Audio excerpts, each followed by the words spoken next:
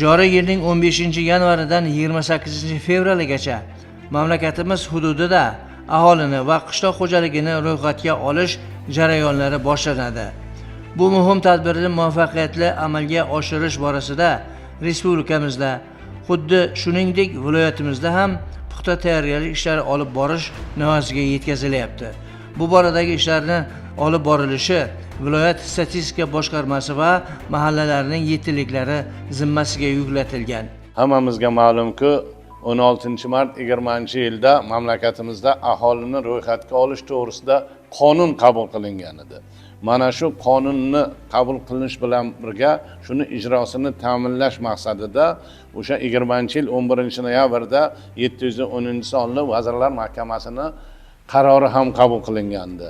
Maqsad aholini, demak, mamlakatda O'zbekistonda yashaydigan aholini ro'yxatga olish nazarda tutilgan.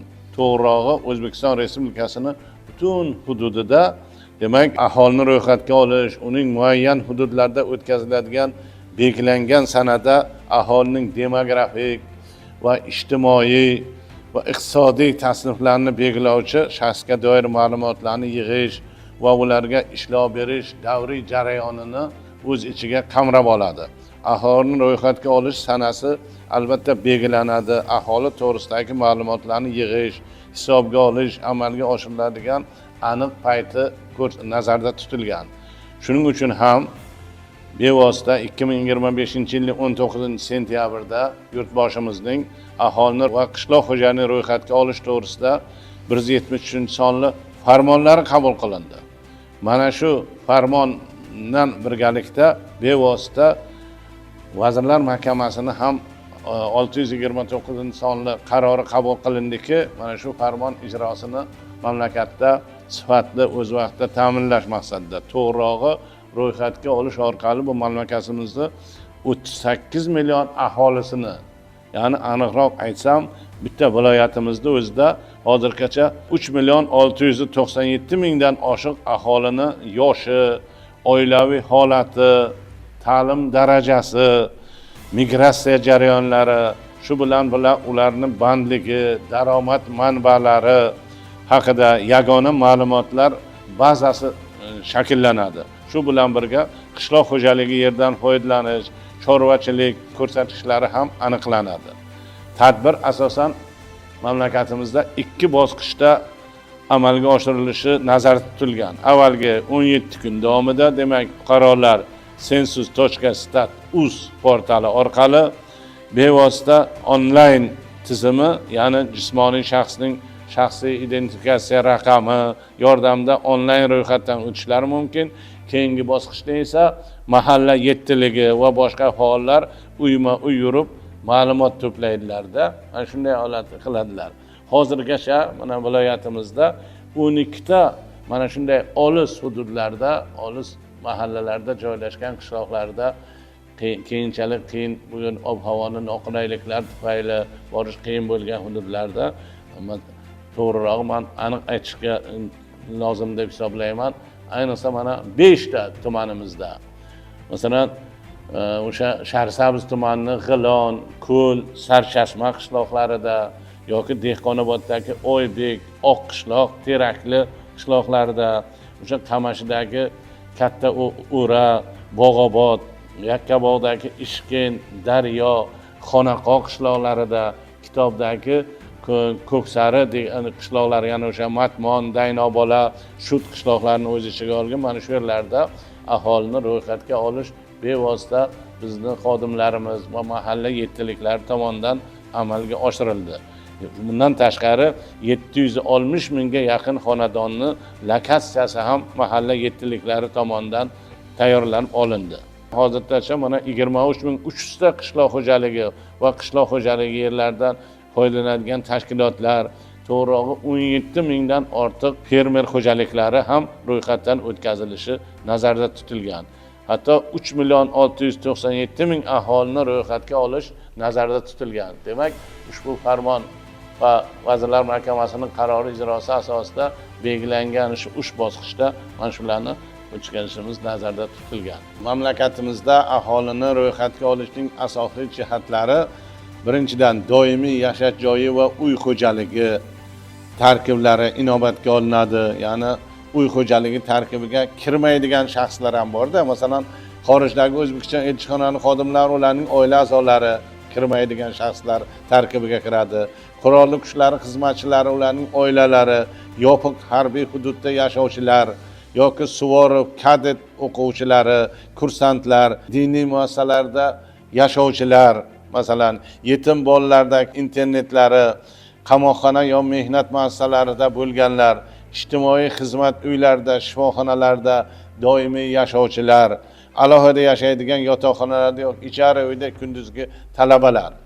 Lekin uy xo'jaligi tarkibiga kirib ro'yxatdan o'tadiganlar, masalan, yangi tug'ilgan bolalar tug'ruqxonalarda albatta, maktab, internat yoki sanatoriyda bo'lgan bolalar, har kuni uyga qaytib keladigan talabalar, kema ekipaji, vaqta usulida ishlaydiganlar, 1 yilgacha muddatda qamoqda yoki ma'muriy jazo, 15 kunga qadar ma'muriy jazo o'tayotganlar ham ro'yxatdan o'tish bu umumiylik bir vaqtda o'tkazilishi kerak.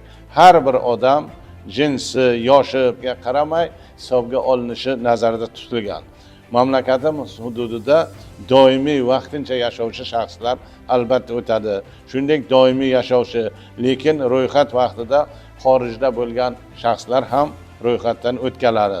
Ma'lumotlar hech qayerda oshkor etilmaydi. Faqat statistik maqsadlarda foydalaniladi xolos. Ro'yxatdan oluvchilarning maxfiyligi yozma kelishuv asosida imzolab tasdiqlanadi. Qoidani buzish qonunchilikka ko'ra javobgarlikka tortilishi ham nazarda tutilgan. Bir xil dastur va usullar butun mamlakat bo'yicha bir xil savolnomalar bir xil shaklda qo'llaniladi.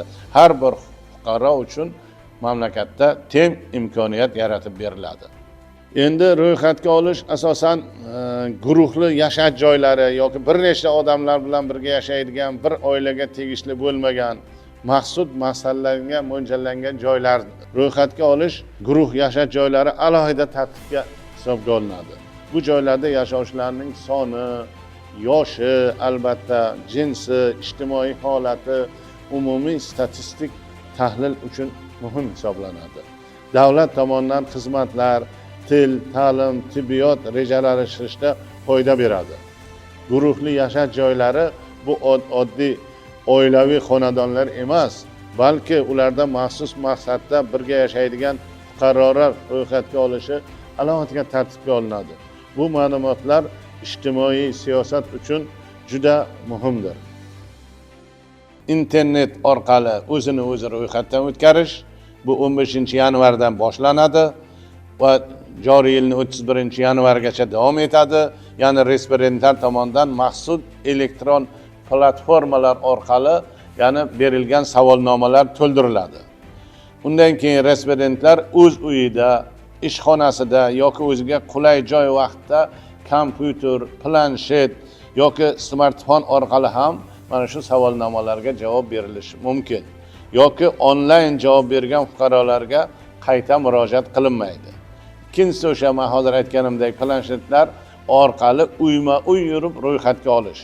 Bu endi 4-fevraldan, joriy yilning 4-fevraldan toki 28-fevralgacha davom etadi.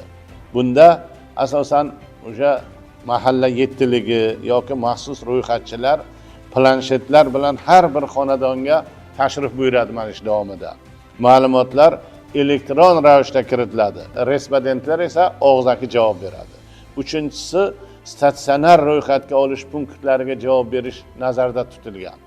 Bu mahalla fuqarolar yig'inining binosida maxsus ro'yxatga oluvchi xodimlar faoliyat yuritadi.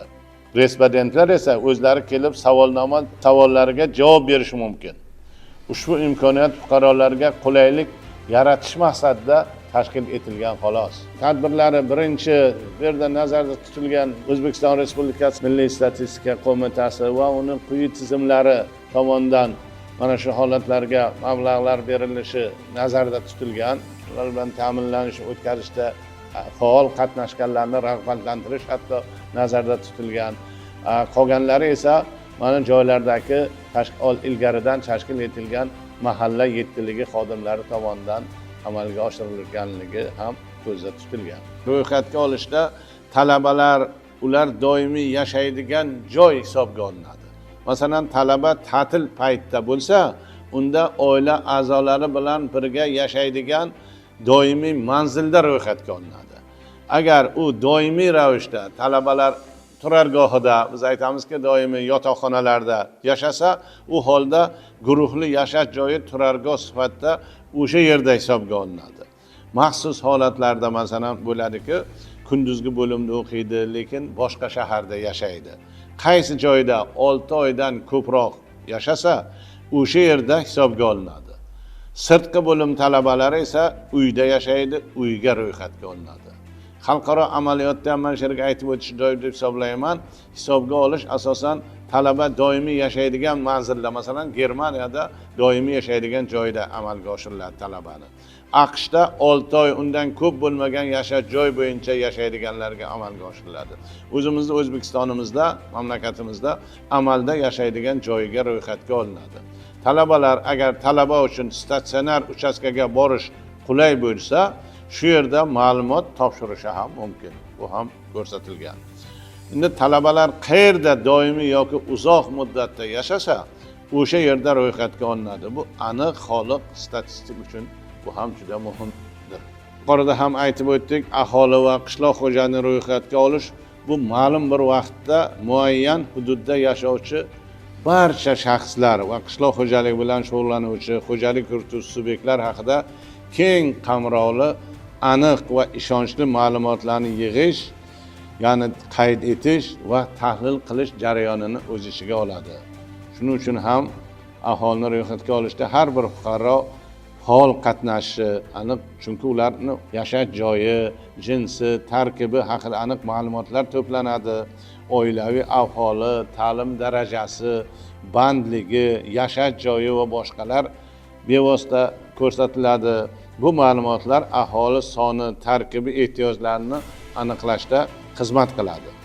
Qishloq xo'jaligini ro'yxatga olish esa qishloq xo'jaligi bilan bog'liq ma'lumotlarni qamrab oladi. To'g'rirog'i, yer maydoni, ekin turlari, hayvonlar soni, texnika va suv resurslari, mehnat kuchi va boshqalar.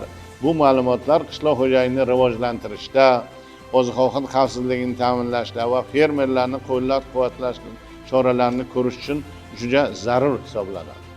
Endi hozirgi kunda bevosita qishloq xo'jaligini da ham va aholini ro'yxatga olish jarayonini ham o'z vaqtida sifatli o'tkazish uchun viloyatimizda barcha shart-sharoitlar yaratilgan.